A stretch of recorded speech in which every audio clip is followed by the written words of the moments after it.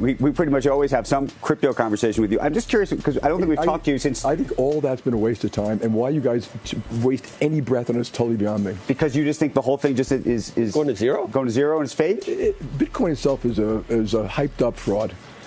It's a pet rock. You're back to that? Yeah, really? Of course, yeah.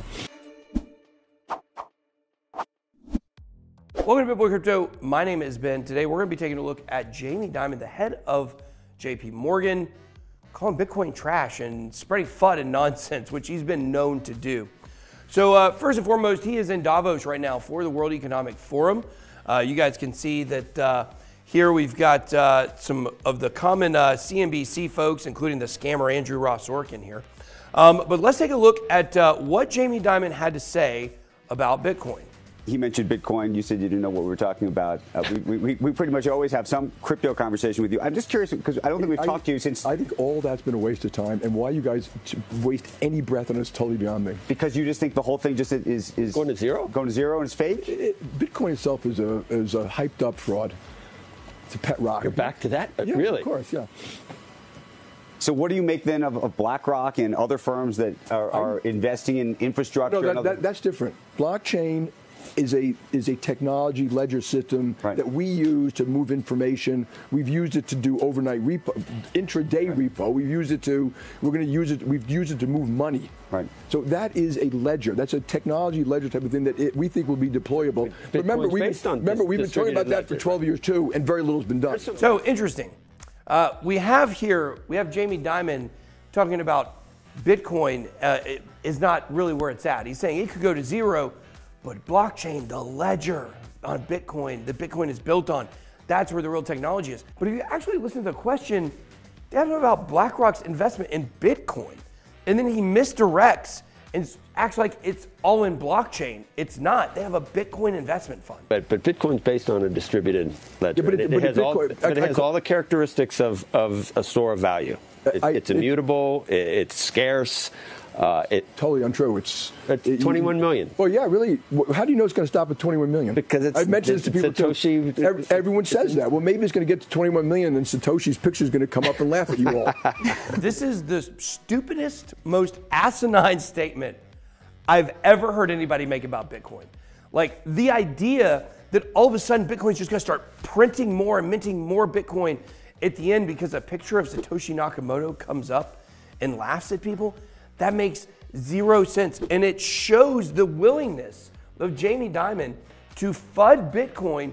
Why? Well, we're going to look at a lot of reasons why here in just a minute, but Bitcoin cannot create more than 21 million Bitcoin. But no, Jamie, the supply cannot go over 21 million unless a consensus of miners, over 50% of the network, 51% or more, agree to create more Bitcoin at the end, which, by the way, won't be till 2140, so we'll all be dead. So what is this guy even talking about? He's just talking nonsense and drivel. He's acting like the blockchain ledger technology is so great, but then on the other hand, he's saying, well, even though it's immutable and is transparent and everything about it is good blockchain, Bitcoin is not. But yet it's the power of the ledger that locks Bitcoin into the 21 million. So it makes absolutely no sense. But we know he's got quite the history of doing this before. Here is Dimon's mini takes on Bitcoin back in 2014. Bitcoin is a terrible store of value. November 5th, 2015. Bitcoin will not survive.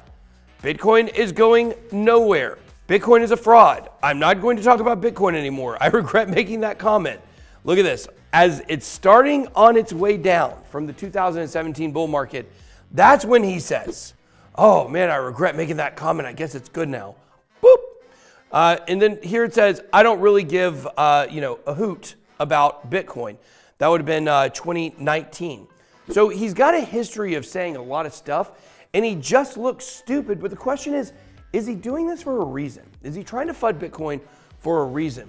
Of course, we have this JP Morgan spinoff. Cadena hits all-time high after rising 210% in a week. That is back on November 7th, 2021. Cadena, a project we've talked about a lot of times on the channel. This is a spinoff from JP Morgan. We also know JP Morgan uses Quorum, which is the private enterprise blockchain of Ethereum as well. So check this out. Here we have Onyx by JP Morgan, transforming the future of banking. Onyx by JP Morgan is at the forefront of a major shift in the financial services industry, not the technology industry, the financial services industry. We are the first global bank to offer a blockchain-based platform for wholesale payment transactions. Here we go. Jamie Dimon again slams crypto, calls blockchain real. This is back from October 13th. Head of the largest U.S. bank by assets spoke during an IIF event Thursday in Washington, D.C. You can see it says, JP Morgan CEO Jamie Dimon surprised no one as he held the stage at the Institute for International Finance, again calling crypto tokens decentralized Ponzi's, even as he praised aspects of blockchain technology. Now, why are they doing this? What is the goal? What's the end goal here for Jamie Dimon? CBDCs. That's the goal here. What they want to do is they want to portray blockchain as being great for payments, but Bitcoin and other crypto coins, not good. They're decentralized Ponzi's. Yet them and the US government are involved with running the biggest Ponzi in the history of the world, which is called fiat currency.